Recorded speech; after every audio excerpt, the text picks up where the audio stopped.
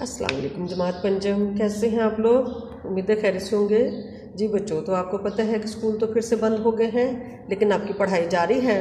तो आज जो हमने सबक पढ़ना है, आज हमारी नज़्म है और नज़्म का नाम है सुबह सवेरे। ठीक है, तो पहले हम इसकी जो है ना रीडिंग करेंगे। आप सब ने जो है ना मेरे साथ इसकी रीडिंग करनी है और जो अल्फाज आपको मुश्किल लगे उनके आपने अंडरलाइन कर लेना है। ठीक है, और एक्सरसाइज भी आपने सारी पूरी करनी है। एक्सरसाइज के कुछ सवाल मैं आपको समझा रही हूँ, कुछ आपने बाकी के खुद करने हैं।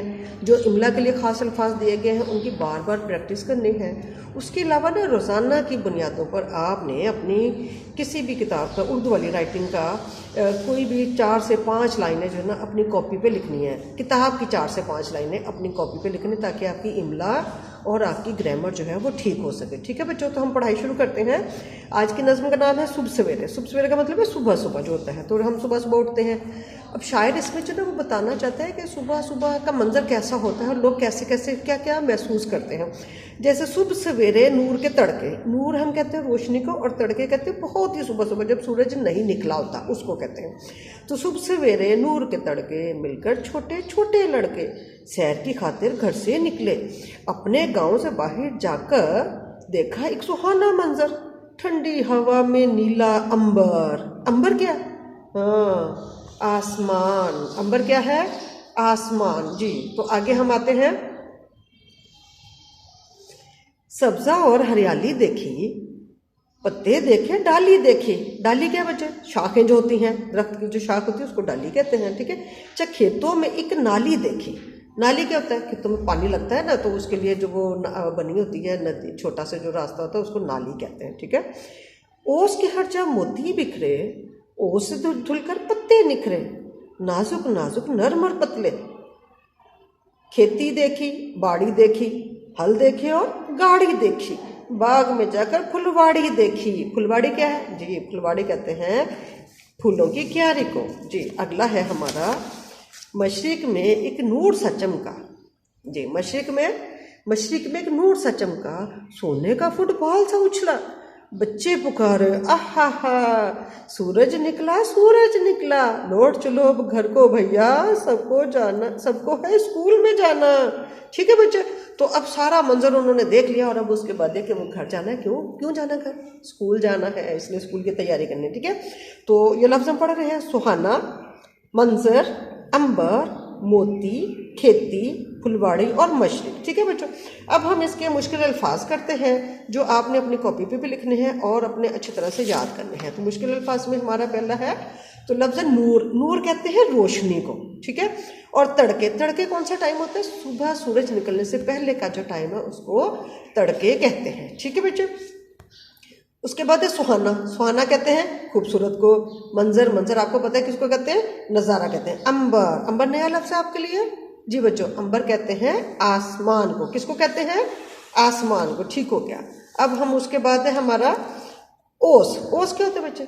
ओस कहते हैं शबनम के कतरे। सुबह को जब हम सर्दियों के मौसम में जब उठते हैं, हम देखते हैं दरख्तों पे छोटे पानी के कतरे पड़े होते हैं, उसको हम ओस कहते हैं। ठीक है, अच्छा, उसके बाद है नाजुक कहते हैं नरम, कमज़ोर, दुबला पतला सा जो होता है। निखरे, साफ, धुले हुए। निखरे, जब वो कोई चीज़ धुल जाती है तो वो बहुत साफ सुथरी लगती है, निखरी सी लगती है। फिर उसके बाद है फुलवाड़ी के फूलों की क्यारी। ठीक हो गया बच्चों, अब आपने जो है वो सवालात मशक हल करनी है। मशक में आपने सवालात के जो जवाबात हैं आपकी बुक आपके सामने है, आपने जो है ना इसके खोलने हैं, सवाल निकालने हैं और आपने इनके काम करने, सवालों के जवाब लिखने। उसके बाद आपका जो दूसरा सवाल है, मौजू अल्फाज की मदद से मिसरे मुकम्मल कीजिए। तो ये भी आपने सारा कॉपी पे करना है। ठीक है, अब आगे आपके जुमले। तो जुमले बनाना आपको पता है कि हम कैसे जुमले बनाते हैं। हमारे पास एक लफ्ज़ के साथ हम 4 5 मायने रखते हैं और फिर उन अल्फाज को इस्तेमाल करके हम जुमले बनाते हैं। तो आप सबने बहुत प्यारे से जुमले बनाए। जैसे अंबर का मतलब अभी हमने पढ़ा क्या था? आसमान, और यहाँ लिखा आसमान। तो आप कहें कि अंबर आसमान को कहते हैं। जी, अंबर का रंग कैसा है? अंबर का रंग नीला होता है। जी, बरसात में अंबर पर बादल छाए रहते हैं। मुझे तो शाम के वक्त अंबर बहुत खूबसूरत लगता है। तो आपको पता है कि हमारा जो लफ्ज़ है ना वो अंबर ही जुमलों में इस्तेमाल होगा बहुत सारे अल्फाज के साथ। आगे हम आते हैं, अगला हमारा लफ्ज़ है पत्ते। अच्छा जी, पत्ते आपको पता है कहाँ होते हैं? पत्ते दरख्तों पर होते हैं, आप लिख लीजिए दरख्त पे, एक और डाल देते हैं यहाँ पे, दरख्त डाल दिया हमने, ठीक है। अच्छा जी, पत्ते दरख्तों पर होते हैं, दरख्तों के पत्ते, दरख्तों में पत्ते कैसे कैसे होते हैं, हरे हरे होते हैं, ठीक है। अच्छा, अब नेक्स्ट है खज़ां जब आ जाती है तो क्या होता है पत्तों के साथ, जी क्या होता है, जी हाँ, पत्ते सूखकर दरख्तों से झड़ जाते हैं, खज़ां में दरख्तों से पत्ते झड़ जाते हैं। अच्छा जी, सूखे पत्ते, सूखे भी होते हैं ना, दरख्तों से नीचे जो पत्ते सूखे चलते हैं, अच्छा उन पे जब चलो तो कैसी आवाज़ आती है, चरचराहट की आवाज़ आती है ना, तो आप कहें मुझे सूखे हुए पत्तों पे चलने का बहुत मज़ा आता है, ठीक हो गया। अच्छा, केले के दरख्त के पत्ते देखें आपने, केले का दरख्त कैसे होता है, उसके पत्ते कैसे होते हैं, जी लंबे लंबे होते हैं, तो आप कहिए कि केले के दरख्त के पत्ते बहुत लंबे होते हैं। अब सब ने अपने अपने जुमले बनाए, जी आगे आ गया नाजुक, नाजुक नाजुक, ठीक है। अच्छा जी, नाजुक कहते हैं कमज़ोर को, आप कहते हो मेरी बहन बहुत नाजुक है, नरम होता है, मेरा तकिया बहुत नाजुक है, मेरा तकिया बहुत नरम और नाजुक है, ठीक है, नरम भी आ गया उसमें। गुड़िया, मेरे पास एक नाजुक सी गुड़िया है, शीशा और कांच, ये भी नाजुक होता है ना, आप कह दो कि मेरे शीशे का मेज़ बहुत नाजुक है, ये शीशा बहुत नाजुक होता है, शीशे की बड़ी एहतियात करनी पड़ती है, शीशा बहुत नाजुक होता है, ठीक हो गया। अच्छा, आगे हमारा है लफ्ज़ हल, जी हल कहाँ होता है, जी हाँ, हल होता है खेतों में, ठीक है।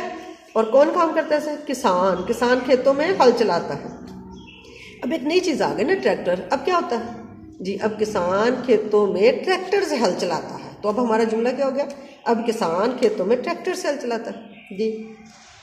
अब ये बैल है, बैल कहता है, हल में क्या लगा होता है, बैल लगे होते हैं ना, तो जी बैलों की जोड़ी, किसान ने बैलों की जोड़ी को हल में जोत दिया, या किसान ने बैलों की जोड़ी को हल में लगा दिया, ठीक है। अच्छा, और क्या है, किसान हल चलाकर ज़मीन को फसल के लिए तैयार करता है, या किसान हल चलाकर ज़मीन को नरम करता है, ठीक हो गया। अच्छा जी, आगे आ गया हमारा सब्ज़ा, वेरी गुड जी, वेरी गुड। सब्ज़े का मतलब क्या है, हरियाली, ठीक है। तो हाँ, खेतों में बागों में हर तरफ सब्ज़ा ही सब्ज़ा नज़र आता है, या बहार के मौसम में, बरसात के मौसम में सब्ज़ा हरियाली की चादर ओढ़ लेता है, बरसात के मौसम में सब्ज़े खेतों में जो है वो सब्ज़ा ही सब्ज़ा नज़र आता है, ऐसे हरियाली नज़र आती है, सब्ज़ा हरियाली नज़र आती है। और ये तो सबसे ज़्यादा आसान है, मैं सब्ज़ाज़ार में रहती हूँ, ठीक हो गया ना, ओके जी। अच्छा जी, मैं बाग में गई तो बाग में हर तरफ सब्ज़ा ही सब्ज़ा था। पसंद है आपको, सब्ज़ा पसंद है तो कहिए आप, मुझे सब्ज़ा बहुत पसंद है, ठीक हो गया बच्चों। अच्छा, ये तो हो गया हमारे अल्फाज के जुमले बनाने। और अभी एक हमारा अगला सवाल है कि आपके अल्फाज हैं, उन अल्फाज को आपने जो है इनके, मैंने आपको पहले भी बताया था क्लास में कि ज़बर ज़ेर पेश के साथ जो है अल्फाज के मायने बदल जाते हैं। अब यहाँ पे हमारे पास ये जो सवाल दिया हुआ है, इस सवाल में आपको पता है कि लफ्ज़ लिखे हुए तो एक जैसे हैं, लेकिन इनके स्पेलिंग्स जो हैं, जो इन पे ज़बर ज़ेर लगी है, उसकी वजह से इनके मतलब बदल गए हैं। तो अब हम इनके मतलब पता करते हैं और आपने याद भी रखने हैं। तो पहला लफ्ज़ है पत्ता। जब ते को मुशद्दद पढ़ा पत्ता, तो पत्ता क्या होता है, दरख्त का पत्ता होता है। अच्छा, बगैर मुशद्दद के है, तशदीद के बगैर है पता। पता क्या होता है जी, किसी जगह या घर का पता, जिसको एड्रेस कहते हैं आप इंग्लिश में, ठीक हो गया। अच्छा, पतला, जबर है, पे के ऊपर जबर है तो पतला, पतला कहते हैं दुबला, कमज़ोर, बारीक जो होता है, ठीक है। और पुतला, पुतला क्या होता है, आपने देखा है कभी मट्टी की गुड़िया बनी हुई, कपड़े की गुड़िया जो होती हैं, उनको पुतला कहते हैं, ठीक है। अच्छा, एक लफ्ज़ है लौटना। जब लाम के ऊपर ज़बर है, लौटना, लौटना होता है वापस आना। और उसके बाद है लाम पे पेश है, ये लूटना, लूटना कहता है। जैसे आजकल आप देखते हो कि जी वो गन पॉइंट पे छीन लेते हैं चीज़ें, तो किसी से कुछ छीनना जो होता है उसको लूटना कहते हैं। अच्छा, एक है दम। दम क्या होता है, जब दाल पे ज़बर है, दम सांस, सांस को दम कहते हैं। और दाल पे पेश हो जाए तो दुम, जी हाँ, किसकी दुम, बिल्ली की दुम, कुत्ते की दुम, ठीक है। किसी जानवर की जो दुम होती है उसको दुम कहते हैं, या आप उसको पूंछ कह लो, पूंछ कहते हो, चलो जी पूंछ भी लिख लेते हैं, ये हो गया पूंछ, ठीक है, ओके। तो ये हमारे अल्फाज के मायने हो गए। अब हमारा एक अगला जो सवाल है उसमें हम देखते हैं कि आपके पास जो हम कहते हैं कि सवाल नंबर जो है हमारा ये यहाँ पे बुक में तो 6 है, लेकिन वैसे 5 ही है वो।